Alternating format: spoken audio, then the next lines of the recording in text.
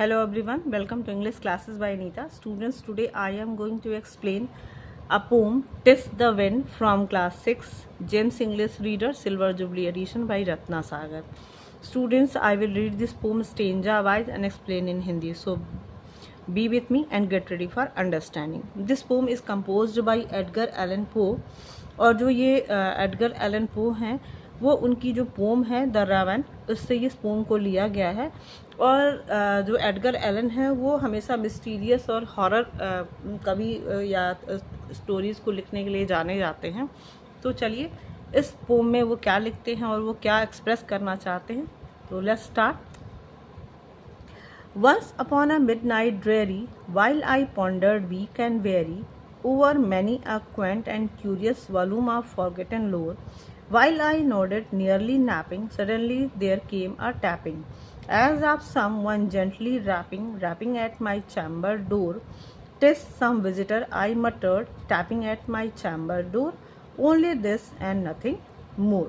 तो जो पोएट हैं वो पहला कहते हैं कि एक बार आधी रात जो उदास आधी रात थी, while I pondered weak and weary, जब मैं उदास और थका हुआ महसूस कर रहा था और पॉन्डर्ड सोच रहा था over many a quaint and curious volume of forgotten लोग, यानी कि मैं बहुत सारी क्यूरियस यानी कि उत्सुकता भरी कहानियों पे जो भूली हुई बिसरी कहानियाँ थी उसके बारे में, उन किताबों के बारे में सोच रहा था, उन पे विचार कर रहा था।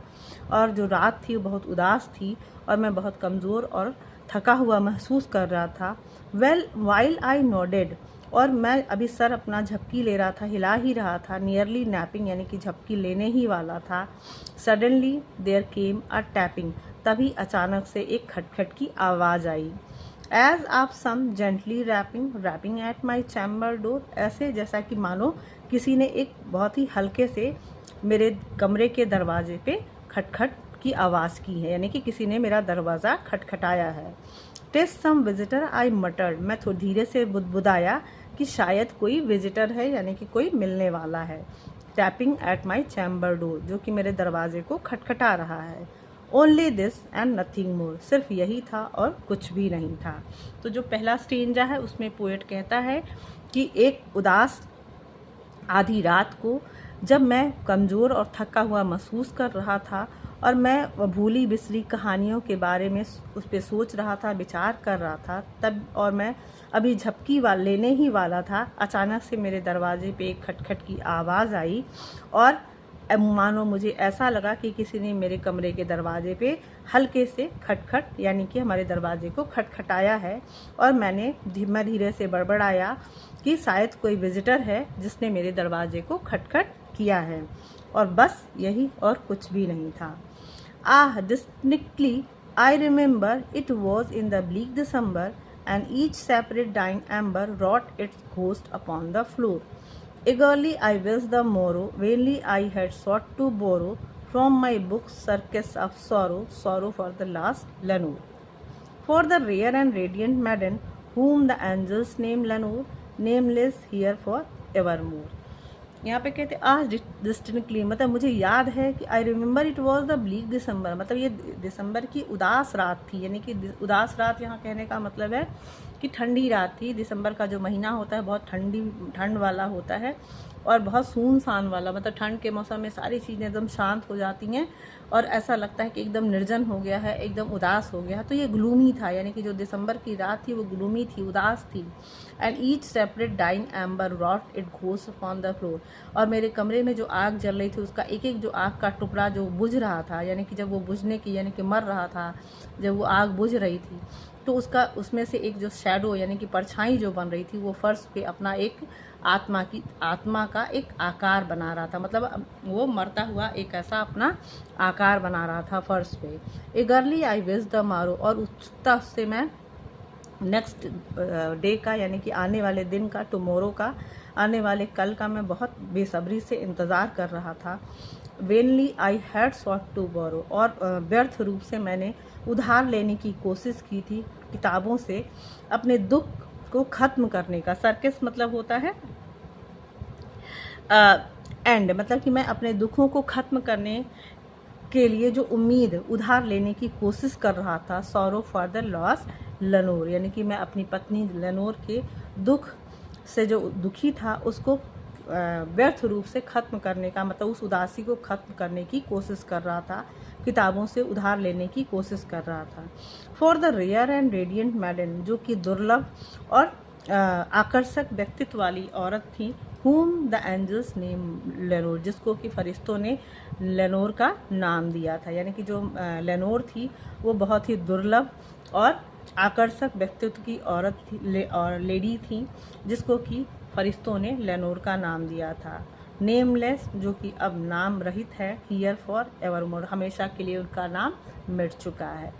तो ये सेकंड स्टेंजा में है कि पोएट याद करते हैं कि जिस रात की बात वो कर रहे हैं वो दिसंबर की उदास रात थी, और एक एक जो आग उनके कमरे में बुझ रही थी वो अपनी एक आत्मा का, यानी कि उसकी जो वो अपनी परछाई, बुझती हुई आग एक आत्मा जैसी परछाई बना रही थी, और वो बहुत उत्सुकता से आने वाले, यानी कि बहुत उदास थे और आने वाले कल के लिए, टुमारो के लिए वो बेसब्री से इंतज़ार कर रहे थे। यानी वो सोचते थे कि जल्दी से ये रात ख़त्म हो जाए, और व्यर्थ रूप से किताबों से अपने लेनोर से बिछुड़ने का जो दुख था उसको ख़त्म करने की कोशिश कर रहे थे, जिसको कि जो बहुत ही दुर्लभ और आकर्षक व्यक्तित्व वाली थी, जिसको कि फरिश्तों ने लेनोर का नाम दिया था। अब उनका नाम खत्म हो चुका था हमेशा के लिए। नेक्स्ट है, deep into the darkness peering long I stood there, wondering, fearing, doubting, dreaming dreams no mortal ever dared to dream before. But the silence was unbroken and the stillness gave no token, and the only word there spoken was the whispered word Lenore. This I whispered, and an echo murmured back the word Lenore. Merely this and nothing more. अब third stanza में है, deep into the darkness पीरिंग, यानी कि जो अंधेरा था उसकी गहराई में मैं झांका। लॉन्ग आई स्टूड, मैं बहुत देर तक खड़ा रहा। देयर वंडरिंग, और सोचता रहा, आश्चर्य में पड़ा रहा और सोचता रहा।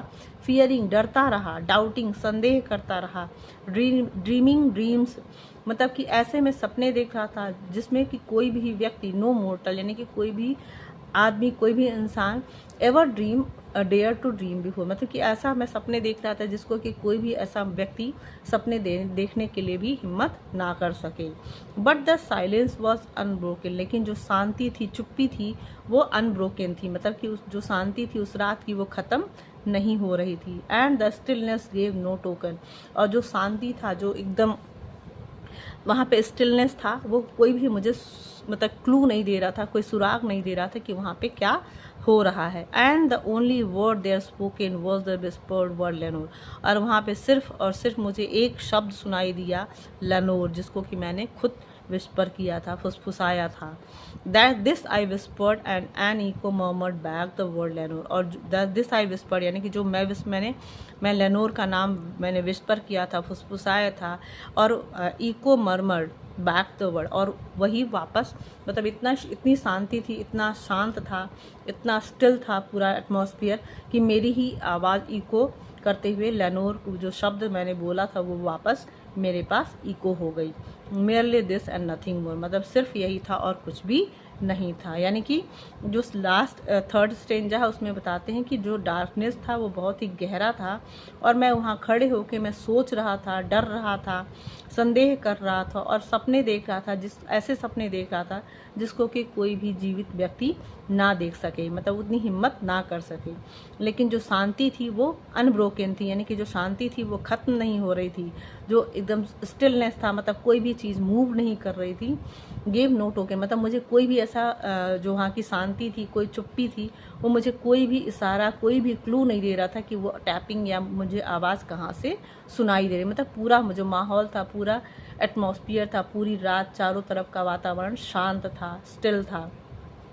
And only word that spoken, और सिर्फ एक शब्द मुझे सुनाई दिया, लेनोर, जिसको कि मैंने खुद विस्पर किया था, मैं खुद फुसफुसाया था, और मेरी उस शांति, उस स्टिलनेस में मेरी जो मरमर की आवाज़ थी, विस्पर्ड की आवाज़ थी, लेनोर, वो इको करते हुए मुझे खुद दोबारा सुनाई देती है। Merely this and nothing more, कुछ भी नहीं था, सिर्फ इतना ही था। back into the chamber, turning, all my soul within me burning. Soon again I heard a tapping, somewhat louder than before. Surely, said I, surely that is something at my window lattice. Let me see then what thereat is, and this mystery explore. Let me heart be still a moment, and this mystery explore. 'Tis the wind and nothing more. तो back into the chamber turning, मतलब कि मैं जब अपने कमरे में वापस मुड़ा, all my soul within me burning, मतलब मैं इतना डरा हुआ था, सहमा हुआ था कि मेरी जो आत्मा थी पूरी तरीके से जल रही थी. Soon again I heard a tapping, और अचानक से मुझे फिर से उस टैपिंग की यानी कि खटखटाहट की आवाज़ सुनाई देती है. Somewhat louder than before, मतलब कहीं उस पहले जो खटखटाहट की आवाज़ थी उससे कहीं ज़्यादा तेज़, मतलब जो खटखटाहट की आवाज़ थी वो पहले से भी तेज हो गई थी. श्योरली, निश्चित तौर से, सेड आई, मैंने कहा, surely that is something at my window lattice, मतलब कहता है जो पोएट हैं वो कहते हैं कि शायद कोई मेरे विंडो लैटिक्स पे यानी कि मेरी जो विंडो की पट्टियां हैं उस पर कोई खटखटा आ रहा है, यानी वहाँ कोई है. लेट मी सी, यानी कि मुझे देखने दो.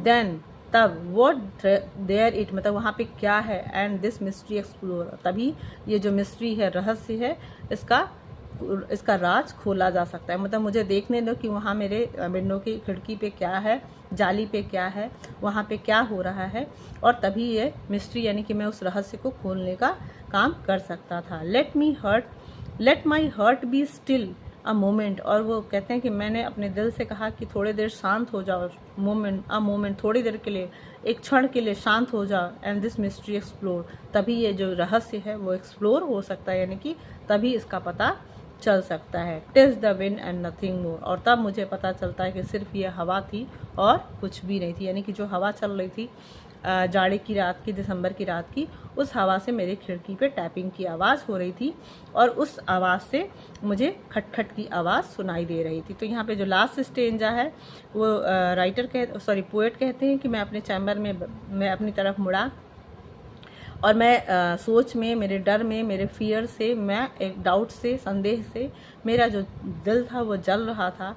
और सून अगेन आई हर, और तभी मुझे अचानक से फिर से टैप की आवाज़ सुनाई देती है, टैपिंग की आवाज़ सुनाई देती है, और ये आवाज़ पहले से कहीं और ज़्यादा तेज़ होती है.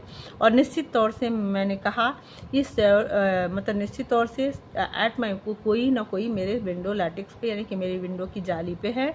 लेट मी सी, मुझे देखने दो वहाँ पे क्या है, और इस रहस्य का पता लगाओ. Let my hurt be still a moment, और कहते हैं मैंने अपने दिल से कहा कि थोड़ी देर शांत हो जाओ और मुझे इस मिस्ट्री को एक्सप्लोर करने दो, इस रहस्य को जानने दो. एंड तब पता चला कि TISS the wind and nothing more. TISS मतलब दिस द विंड, यानी कि दिस वॉज द विंड, यानी कि वो हवा थी और कुछ भी नहीं था. तो स्टूडेंट्स, आई होप आपको ये पोएम बहुत अच्छे से समझ में आया होगा, और थोड़ा रहस्यमयी भी था, मिस्टीरियस भी था. तो so I hope you have understood this. So if you like the explanation, do share with your friends, and very thank you for watching.